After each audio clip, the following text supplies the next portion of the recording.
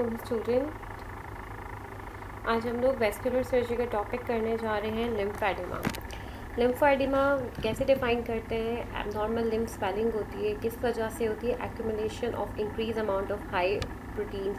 आपकी जो प्रोटीन्स होती है वो हाई क्वांटिटी के अंदर क्या होती है? एक्यूमुलेट हो जाती है, ठीक है, इंटरस्टिशियल फ्लूइड के अंदर, जिसकी वजह से क्या होता है? डिफेक्ट आ जाता है लिम्फेटिक ड्रेनेज के अंदर, और क्या हो जाता है?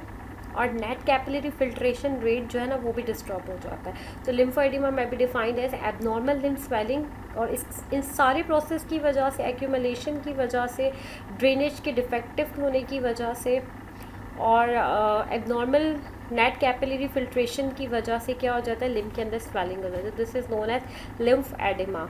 लिम्फ की एक्यूमुलेट होने की वजह से जो एडिमा होता है, this is known as a lymphoedema.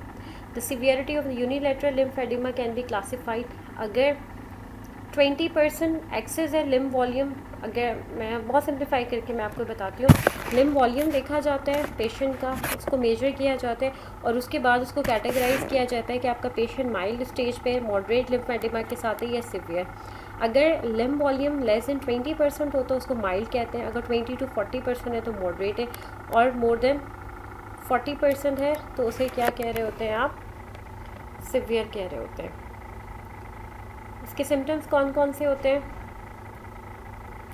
Swelling हो जाती है, और क्या हो जाता है? जब आप कोई भी कपड़े वगैरह पहन रहे होते हैं तो वो टाइट हो जाते हैं, जो ज्वेलरी वगैरह है वो भी टाइट हो जाती है, तो कपड़े पहनने में प्रॉब्लम हो रही होती है। और क्या हो रहा होता है? इसके अलावा आपको बहुत सीवियर किस्म का पेन हो रहा होता है, बर्निंग सेंसेशन आपको जो है ना वो क्या कहते हैं आ रही होती है, टायर्डनेस हो जाती है, और इसके अलावा क्या होता है? नीडल्स लग रही होती है, क्रैम्प्स लग रहे होते हैं, स्किन प्रॉब्लम्स स्टार्ट हो जाती है, और फ्लैकीनेस हो जाती है, वीपिंग हो जाती है, एक्सोरिएशन और ब्रेक डाउन होना स्टार्ट हो जाता है। एथलीट फुट भी जो है ना वो इसी के अंदर आ रहा होता है। एक्यूट इन्फेक्टिव एपिसोड्स हो रहे होते हैं। तो ये इसके क्या हो गए? सारे के सारे सिम्टम्स हो गए।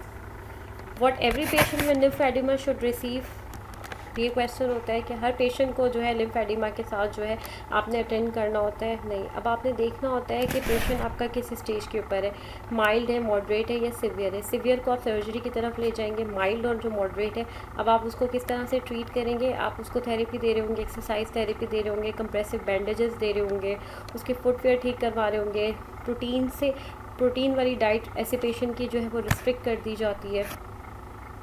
इसके अलावा क्या होता है कि एंटीबायोटिक्स वगैरह दी जा रही है, तो उनके हाइजीन के बारे में बताया जाता है। तो ये वो चीज़ें होती हैं जो आपने याद रखनी है। If I say about the classification, तो इट्स डिवाइडेड इनटू 2, प्राइमरी होती है और सेकेंडरी होती है।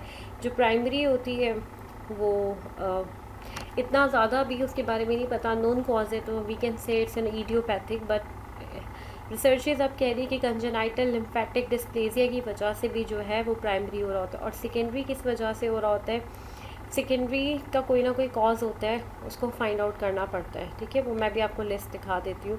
Primary lymphoedema is usually further सब डिवाइडेड। किस चीज़ के ऊपर प्राइमरी लिम्फेडिमा को आप डायग्नोज कर रहे होते हैं? आपने फैमिली हिस्ट्री ली, आपने एज लिया, ऑनसेट पूछा, लिम्फ एंजियोग्राफिक फाइंडिंग्स वगैरह, ये सारी चीज़ें देखने के बाद आप उसको क्लासीफाई कर रहे होते हैं। तो this is the purely classification of primary secondary, जो कि आपने याद रखनी है कि प्राइमरी में क्या होता है? कंजेनाइटल होती है, ऑनसेट 2 साल की उम्र से कम में हो जाता है, और इसके अंदर फैमिलियर हिस्ट्री होती है, फैमिली से रन कर रहा होता है, ये सारी चीज़ें देखनी होती है। और सेकेंडरी में क्या होता है? कोई ना कोई पैरासाइटिक या फंगल इन्फेक्शन हो जाता है, या फॉरेन बॉडी का एक्सपोजर होता है, या मेटास्टेसिस स्प्रेड हो जाता है। रेडियोथेरेपी की वजह से भी लिम्फ नोड अगर इफेक्ट हो जाए तो लिम्फेटिक ड्रेनेज में प्रॉब्लम आ जाती है। कोई ट्रॉमा हो जाए, या सर्जिकल एक्सीशन हो जाए लिम्फ नोड की, या सुपरफिशियल थ्रोम्बोफ्लिबाइटिस हो जाए, डीवीटी हो जाए, तो these all are the causes of secondary. इसके ग्रेड 1, 2, 3, 4 है, एडिमा की बेस के ऊपर किया हुआ है। सबसे पहले कि सब क्लिनिकली क्लिन there is excess interstitial fluid, आपने हिस्ट्री ली, सारी चीज़ें दीगी। अगर आपने एडिमा, अब आपने क्या करना है? इसको रिपीट करके देखना होता है। एडिमा अगर पिटिंग है कि नॉन पिटिंग है, कितने हिस्से तक है। अगर एडिमा पिट हो रहा है और वापस से अपनी जगह वापस आ जाता है तो वो कम्प्लीटली डिसअपियर और एलिवेशन एंड बेड रेस्ट, ठीक है। एडिमा पिटिंग है, आपने प्रेशर दिया और वह वापस हो गया, तो इसमें इलास्टिसिटी सिर्फ स्वेलिंग है। आपने क्या किया? पोस्चर करेक्शन करवा दी, एलिवेशन करवा दिया बेड को, लेग को, तो वो बेहतर हो जाता है। लेकिन अगर एडिमा आपका नॉन पेटिंग एडिमा है, ठीक है, और पेन भी कम नहीं हो रहा है एलिवेट करने से, तो ये क्या हो जाता है, पॉजिटिव स्टीमर साइन कहलाता है कि एलिवेट भी कर लिया और उसके बाद भी जो है ना वो सिग्निफिकेंट आपको कुछ नहीं मिल रहा हो, ना पेन कम हो रहा है ना कुछ मिल रहा है।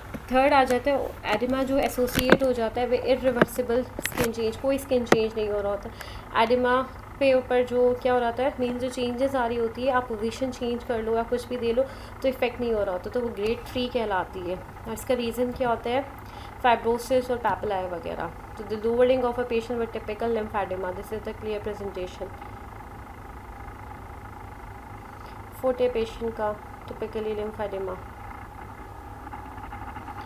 Upper limb lymphoedema, lower limb lymphoedema, ये पूरे रिस्क फैक्टर्स बताए गए, काफ़ी डिटेल है कि अपर लिम्ब ट्रंक एडिमा किस किस वजह से हो सकता है, सर्जरी हुई हो, अभी रिसेंटली ब्रेस्ट सर्जरी होती है जब इसमें एक्सिलरी लिम्फ नोड को आप डाइसेक्ट कर रहे हो तो उस वजह से हो सकता है। एडवांस कैंसर है, ओबेसिटी, कंजेनाइटल प्रीडिस्पोजिशन, ट्रॉमा हो गया, हाइपरटेंशन है, तो these all are the risk factor, आप इसको एक दफ़ा देख लीजिएगा। Malignancy is associated with lymphoedema, ठीक है, कौन कौन सी हो जाती हैं आपकी, Kaposi sarcoma, squamous cell carcinoma, ये सारे के सारे जो कैंसर्स हैं ये एसोसिएटेड होते हैं किससे, लिम्फेडिमा वाली कंडीशन से। अच्छा, नेक्स्ट है डिफरेंशियल डायग्नोसिस भी हो सकती है, अगर यही प्रेजेंटेशन मिल रही हो आपको, एडिमा मिल रहा हो और इसी तरह की स्वेलिंग मिल रही हो, बट इट्स नॉट नेसेसरी कि वैस्कुलर है, तो नॉन वैस्कुलर जो है ना लिम्फेटिक की। और कौन कौन से इसके डिफरेंशियल डायग्नोसिस हो सकता है, पेशेंट आपका कार्डिक फेलियर को तभी आपको इतना ज़्यादा स्वेलिंग मिल रही हो, लिवर फेलियर को, हाइपोप्रोटीनीमिया होगा, हाइपोथायरॉइडिज्म पेशेंट को हो, एलर्जी हुई भी हो, या लोकल डिजीज़ से वो इस वक्त गुजर रहा हो, मायोसाइटिस ऑसिफिकेंस हो, आर्थराइटिस उसके अंदर हो रहा हो, हीमार्थोसिस हो रहा हो, काफ मसल का हीमोटोमा हुआ, तो these all are the cause. ये क्या हो गया आपके डिफरेंशियल डायग्नोसिस। इन वजह से भी क्या कर रही होती है, जो प्रेजेंटेशन है वो बिल्कुल किस तरह की आ रही है, लिम्फेडिमा। तो फिर क्या करना चाहिए, अगर आपके पास पेशेंट इस तरह की प्रेजेंटेशन लेके आना है तो आपने इन सारी चीज़ों को रूल आउट करना है। जर्नल डिजीज़ स्टेटस आपने देखना होता है, लोकल डिजीज़ की वजह से तो नहीं है, रीटोपेरिटोनियल फाइब्रोसिस की वजह से तो नहीं है, जिजेंटिज्म की वजह से तो नहीं है, ड्रग, इन सारे फैक्टर्स को इवेल्युएट करना लाजमी है। मे बी पॉसिबल कि जिसे हम लिम्फेडिमा समझ रहे हों वो किसी और वजह से नहीं हो रहा हो, इन डिजीज़ का इफ़ेक्ट आ रहा हो और उसकी वजह से सेकेंडरी वो करवा रहे हो। तो ये वेनस डिजीज़ हैं और ये आर्टीरियल है। अब हम सेकेंडरी की तरफ चलते हैं, जो कि मोस्ट कॉमन फॉर्म है लिम्फेडिमा की, जो कि होती है। There are several well recognised including infection, inflammation, इसका रीज़न है न्यूप्लेजिया और ट्रॉमा, इसका भी एक टेबल है, आइए उसको देखते हैं। क्लासिफिकेशन कौन कौन सी है, ट्रॉमा और टिश्यू डैमेज की एग्जांपल्स आपके सामने लिखी हुई है कि वेरिकोज वेन सर्जरी हो जाए, ठीक है, ये टिश्यू डैमेजेस वगैरह, लिम्फ नोड एक्सीशन हो जाए, रेडियोथेरेपी, मैलिग्नेंट डिजीज़ में ये सारी चीज़ें आ रही होती है, लिम्फ नोड मेटास्टेसिस इतनी हो गई, मैलिग्नेंसी इतनी हो गई कि लिम्फ नोड तक जो वो पहुंच गई है, तो फिर इसके बाद भी ये सेकेंडरी हो सकता है। वीनस डिजीज़ अगर हो रही है या कोई इन्फेक्शन हो गया, सेलुलाइटिस, टीबी की वजह से, फ्लेयरिसिस की वजह से, अगर पेशेंट इन्फ्लेमेटरी डिजीज़ से गुजर रहा है तो maybe it can leads to secondary lymphoedema, जिसके अंदर आपका आरए आ गया, डर्मेटाइटिस, सोरियोसिस, सार्कोडोसिस आ गई, सारी कंडीशन आ गई, और एंडोक्राइन एब्नॉर्मलिटी या हार्मोनल इम्बैलेंस की वजह से भी हो सकता है। This is the condition. The patient in her 6th decade present with rapid onset of lymphedema of the right leg. On further investigation, she was found to have a locally advanced bladder carcinoma. Lymphedema के साथ आई, ये right leg है, और फिर जब इसको rule out किया गया तो पता लगा कि इस पेशेंट को ब्लैडर कार्सिनोमा है, जिसकी वजह से लिम्फेडिमा डेवलप हुआ है। तो कॉज को रूल आउट किया तो कैंसर निकला। Lymph angiographic classification of primary lymphoedema आपने इतना डिटेल में नहीं जाना। ये चीज़ें जो कि आपने याद रखनी होती हैं, इसके कॉजेज़ कौन कौन से हो सकते हैं, फ्लेयरिसिस वगैरह भी हो सकता है, endemic, एलिफेंजाइटिस, rheumatoid and psoriatic arthritis, snake bite, insect bite, peritibial myxedema is due to, ये इस वजह से भी हो सकते हैं। Conditions, what are the condition that mimic lymphoedema, condition होती है फैसिशियस लिम्फेडिमा, टॉर्निकेट जब आप कोई भी सर्जरी वगैरह कर रहे होते हैं किसी भी पेशेंट की, स्पेशली जब हम लोअर लिम्ब की कर रहे होते हैं, तो एक टॉर्निकेट वगैरह हम इस्तेमाल कर रहे होते हैं, तो उसकी वजह से भी ये हो सकता है इमोबिलिटी, प्रोलॉन्ग इमोबिलिटी की वजह से। जिस तरह से आपकी हेमिप्लेजिक स्ट्रोक के पेशेंट्स होते हैं, मल्टीपल स्क्लेरोसिस के पेशेंट होते हैं, या वो पेशेंट जो किसी डिजीज़ की वजह से या कोमा वगैरह की वजह से जो है ना प्रोलॉन्ग क्या होते हैं, इमोबाइल हुए हुए होते हैं। तो इस तरह की कंडीशन में भी जो लिम्फेटिक सिस्टम आपका जो है ना वो वीक हो जाता है, और दूसरा ये लिम्फ ड्रेनेज प्रॉपर नहीं हो रही होती, जिसकी वजह से लिम्फेडिमा हो जाता है।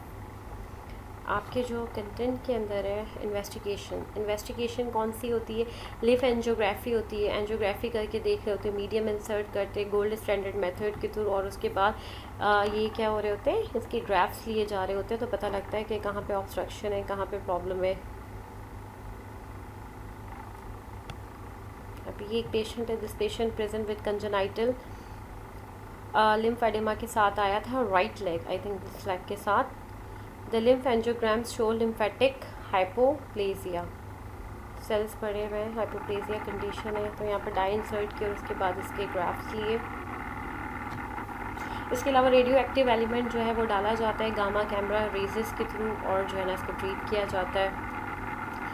अच्छा जी, इसको आप किस तरह से डायग्नोज कर सकते हैं, सीटी स्कैन करवा के आप देख सकते हैं। यहाँ पे एक हनीकॉम पैटर्न मिल रहा होता है जो कि इसका क्लिनिकल फीचर है, और वो क्या होता है कि बहुत सारे सेल्स जो है वो एक जगह इकट्ठे होते हैं, और जिसकी वजह से वॉल्यूम जो है ना वो इंक्रीज़ हो रहा होता है मस्कुलर कंपार्टमेंट के इर्द, और वहीं पर लिपिड भी एक्यूमुलेट, सबकुटेनियस फैट वगैरह की क्वांटिटी भी इंक्रीज़ हो जाती है। तो दिस इज़ लाइक हनीकॉम, शहद की छत्ती की तरह बिल्कुल नज़र आ रहे होते हैं।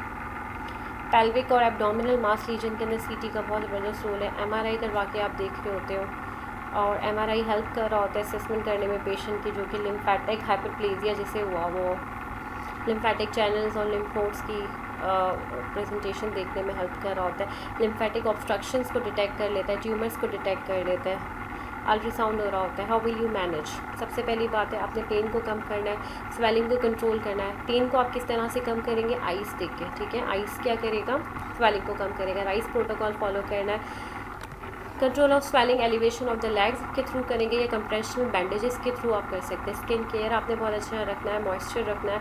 Manual lymphatic drainage, myofascial release का भी इसके अंदर बहुत ज़बरदस्त रोल है। मायोफेशियल रिलीज़ जो होता है, ये फ्लराज मसाज जो है उससे भी ये कंडीशन जो है वैसे ही ठीक हो जाती है, और अब्रॉड के अंदर फिजियोथेरेपिस्ट इसको डील कर रहे होते हैं। मल्टी लेयर लिम्फेडिमा बैंडेजेस आती है, कंप्रेशनल गारमेंट्स आती है, और उसके बाद आपकी एक्सरसाइज आती है। एक्सरसाइज के अंदर जो सबसे ज़्यादा इफेक्टिव होती है वो एंकल पंपिंग होती है, एलिवेशन ऑफ द लेग होती है। ये एवैल्यूएशन है, जब आपके पास कोई भी पेशेंट आ रहा है तो आपने देखना है, ऑब्वियसली आपने हिस्ट्री लिए, past medical history, family history आपने देखना है, ओबेसिटी, डाइट, हाइट, सारी चीज़ें। Those who have high protein intake are more prone to develop lymphoedema condition. तो ज़्यादा से ज़्यादा आपको प्रोटीन नहीं लेनी चाहिए एक पर्टिकुलर अमाउंट में। और दूसरी चीज़ मैं आपको बताती हूँ कि डाइट के लिए आजकल एक बहुत चीज़ कॉमन हुई हुई है, जो कि है हाई प्रोटीन डाइट। तो हाई प्रोटीन डाइट जो है वो बहुत डेंजरस है इस कंडीशन के अंदर।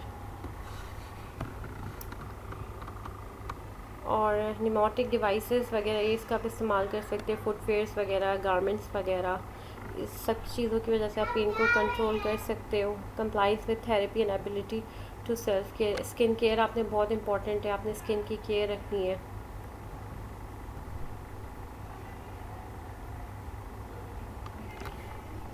ड्रग्स हैं आपकी बेंजोपायरोन्स, फ्लेवोनॉइड्स वगैरह होते हैं, ये सारी चीज़ें जो है आप दे रहे होते हैं अपने पेशेंट्स को। डायूरेटिक्स दे रहे होते हैं ताकि क्या हो जाए, फ्लूइड जो है वो एक्यूमुलेट नहीं हो, इलेक्ट्रोलाइट डिस्टर्बेंस जो है वो बेहतर हो जाए।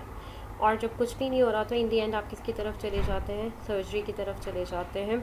ऑपरेशंस कर रहे होते हैं, बाईपास प्रोसीजर्स कर रहे होते हैं, लाइपोसक्शन हो रहा होता है, एंड रिडक्शन प्रोसीजर्स हो रहे होते हैं। This is the surgery of lymphoedema, जो कि सिवियर स्टेज के ऊपर आती है। मैं आपको एक और चीज़ बताती चलूँ, mild and moderate can be treatable through medicine and physiotherapy, और उसकी बहुत अच्छी प्रोग्नोसिस है। बट सिवियर स्टेज के अंदर आपको क्या करना पड़ता है? सर्जिकल ट्रीटमेंट भी लेना है, मेडिकल ट्रीटमेंट भी लेना है, और physical therapy treatment post surgical आपने लेना होता है।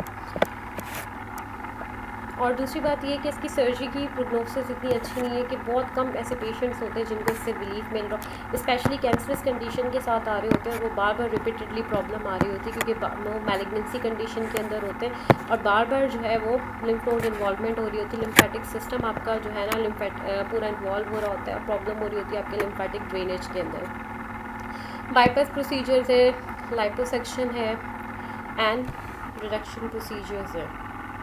अगेन बाईपास प्रोसीजर्स क्या होते हैं, इधर क्या कर रहे होते हैं और इधर एक चैनल्स क्रिएट कर रहे होते हैं ताकि जो है बहुत हद तक जो है ना वो जो बर्डन है वो क्या हो जाए, उस पर से कम हो जाए। अच्छा, इधर लिखा हुआ है इलियोवैनल लिम्फेटिक ऑब्स्ट्रक्शन है, नॉर्मल डिस्टल लिम्फेटिक चैनल्स बना रहे होते हैं, हो सकता है ये बेनिफिशियल हो। मैं इसकी वीडियो पे आप लोगों को दिखाती हूँ, उसमें थोड़ी सी ज़्यादा आप लोगों की चीज़ें क्लियर हो जाए कि मोस्ट रिसेंटली मैंने आपको बताया कि क्या कर रहे होते हैं, चैनल्स बना रहे होते हैं। कौन कौन सा डायरेक्ट चैनल्स बन रहा होता है, जो कि कैसे बन रहा होता है, lymphaticovenular anastomosis has been carried out on the vessels, vessels में डालते हैं। This is all about the surgical procedure. Liposuction में क्या करते हैं, ये क्रॉनिक लिम्फेडिमा के ट्रीटमेंट के लिए बहुत इफेक्टिव है। It is usually reserve for patient who have progress in non painting oedema. आपको बताया कि थर्ड कंडीशन के अंदर क्या हो जाता है, नॉन पेटिंग हो जाता है, और ये सारी चीज़ है। लाइपोसक्शन जो है वो सेफ़ है और लॉन्ग टर्म एफिकेसी है इसकी, इफेक्ट इसका काफ़ी अच्छा मिल रहा है। लिम्फ रिडक्शन प्रोसीजर्स के अंदर क्या हो गया, अच्छा दूसरा ये होता है कि लिम्फ रिडक्शन प्रोसीजर्स हो रहे होते हैं, these are indicated when a limb is so swollen, ठीक है, जब बहुत ज़्यादा स्वेलिंग हो जाए तो इसकी इंडिकेशन तब होती है, और मोबिलिटी वगैरह में भी प्रॉब्लम हो रही हो, डेली लिविंग में भी प्रॉब्लम हो रही हो। These operations are not cosmetic in the sense that they do not create a normally shaped leg। अजीब सी किस्म की आपकी लैग हो जाती है ऑपरेशन के बाद, तो अगर आप कॉस्मेटिक के लिए बहुत ज़्यादा जो है ना स्केरिंग वगैरह, वहाँ पे स्कारिंग वगैरह हो रही होती है, तो बहुत हैफेजर्डली जो है ना वो कट्स वगैरह लग रहे होते हैं, और उसके बाद ये सारा प्रोसीजर्स हो रहा होता है। अच्छा, उसके बाद आ जाता है सिस ट्रंक, आ जाता है एक पूरा का पूरा पीस जो है ना वो ले लिया जाता है। This is most commonly carried out to reduce the girth of the thigh. पूरा ही कंपार्टमेंट रिमूव कर देते हैं। होमन्स स्किन फ्लैप वगैरह जो है इसके अंदर वो भी रिमूव कर देते हैं अगर कोई इन्फेक्शन या इन्फ्लेमेशन हो रही है। मैं आपको इसी पिक्चर्स की होमन्स प्रोसीजर जो है वो यूजुअली इन्वॉल्व होता है raising skin flaps to allow the excision of a wedge of the skin. यहाँ पे स्वेलिंग है, जितना नॉर्मल पार्ट है वो नॉर्मल रहेगा, जितना एबनॉर्मल पार्ट है उसको क्या करेंगे, निकाल देंगे। Surgery to the medial and lateral aspects of the leg, medial और लेटरल एस्पेक्ट से होती है, और 6 months to avoid skin flap necrosis. There must be at least 6 months between operation on the medial and lateral side. अगर medial lateral side दोनों है तो आपने बीच में जो है गैप देना है 6 month का।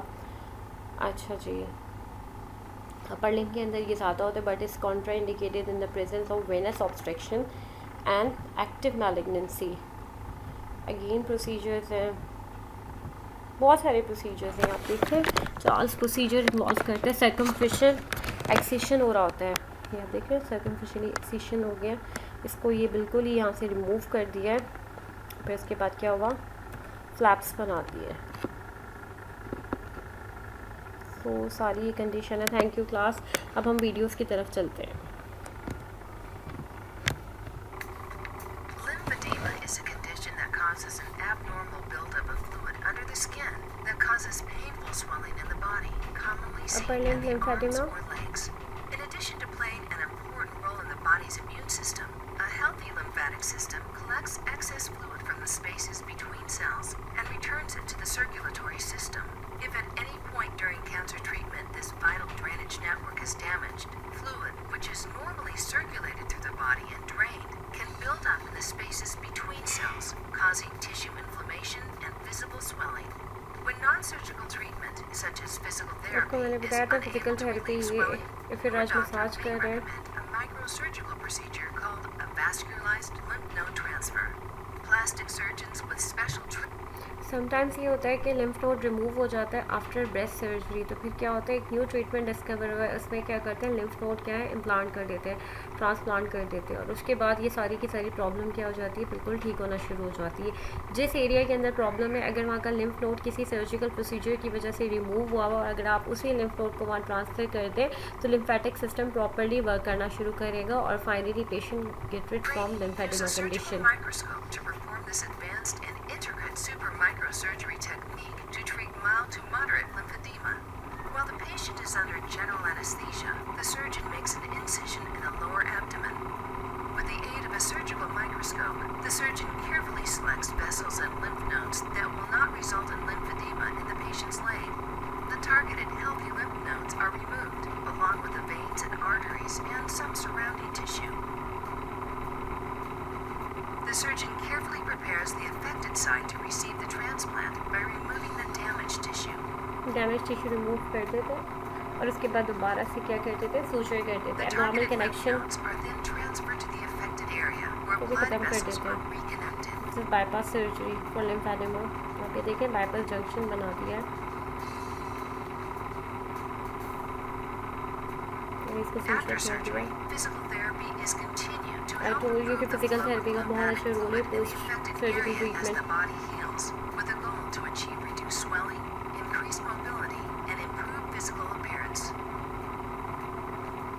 For more information on options available